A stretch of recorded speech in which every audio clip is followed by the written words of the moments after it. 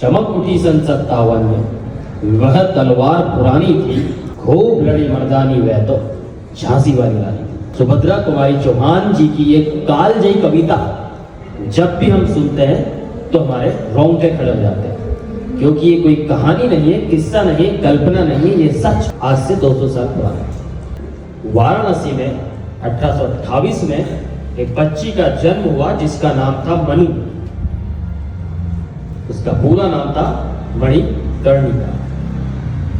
मात्र 4 वर्ष की उम्र में उनकी माता का देहांत हो गया। सोचो, एक छोटा बच्चा जो जन्म लेता है और सिर्फ 4 साल की उम्र में उसकी माता का साया उठ जाता है, वनाथ हो जाता है। हम लोग लकी है ना, हम लोग के मम्मी पापा है, लेकिन उसने उसको अपने डिप्रेशन का कारण नहीं बनाया।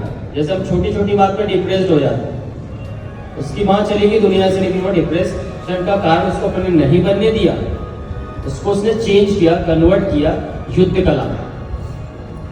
और बचपन से जब बच्चे गुड्डी गुड़िया से खेलते थे, छोटे छोटे उम्र के बच्चे थे, वो नहीं दोस्त बनाए, उसने अपने से बड़ी उम्र के दोस्त बनाए, नाना और तात्या टोपे।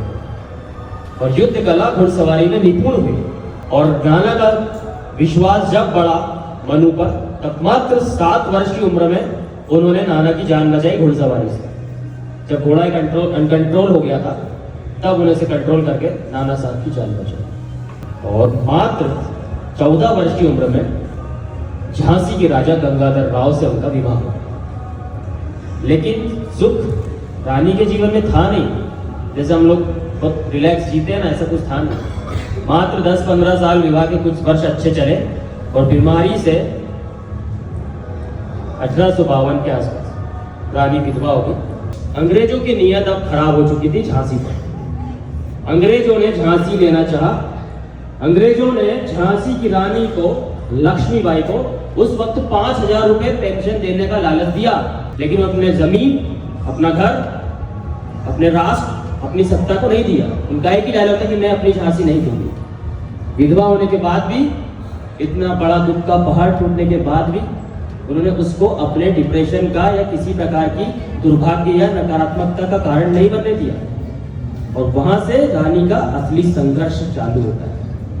फिर अंग्रेजों ने रानी को हराने का ठाना और झांसी के जो किला था उसको पूरी नाकाबंदी की और वहां पर भोजन और सारी सुविधाएं पहुंचना बंद किया और उन्हें आर्थिक और मानसिक रूप से कमजोर करना शुरू कर दिया। कुछ दिन बाद जब महल के अंदर की सारी सुविधाएं समाप्त हो गई, तो भूखी प्यासी कमजोर रानी ने अपनी एक टीम बनाई, एक सेना बनाई, मात्र स्त्रियों की सेना, पुरुषों की बात नहीं कर रहा हूं।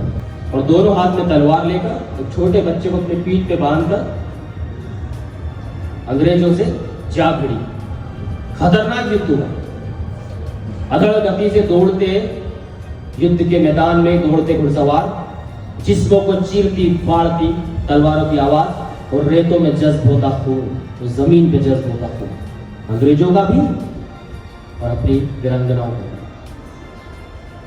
भी। युद्ध के बाद जब रानी घायल हो गई और उन्हें लगा कि अब मैं हार सकती हूं, तो वो वहां से गुप्त रास्ते से चली गई और किसी पंडित ने उनका दाह संस्कार किया। उनकी 2 इच्छा थी कि मैं अपनी झांसी नहीं दूंगी और मेरा शरीर इन अंग्रेजों के हाथ नहीं लगना चाहिए। तो ये कहानी नहीं है, मात्र आप लोगों की कहानी सुना रहा हूं स्टेसी, सच बात थी, असली बात थी। ऐसे लोग अपनी दुनिया में आए। तो ये कहानी हर बार बार जरूर नहीं कि जन्म दिवस हो तभी, हर भाई को अपनी बहन को सुनाना चाहिए, क्योंकि वक्त के साथ साथ दुश्मन बदलते रहता है। तो हर भाई को, अपनी बहन को ये कहानी बार बार सुनाना चाहिए कि जब भी जिंदगी में बुरा वक्त आता है, कोई भी छोड़ के चले जाए, मैं, माता पिता, परिवार, पति, तुझे हारना नहीं है, तुझे अपने साहस को उठाल बनाना है। अगर ये कहानी में वाकई में सच्चाई लगती है, इस बात में आपको दम लगता है कि सर सही बोल रहे हैं, तो प्लीज आपके एप्रिसिएशन से मेरे पता चल जाएगा।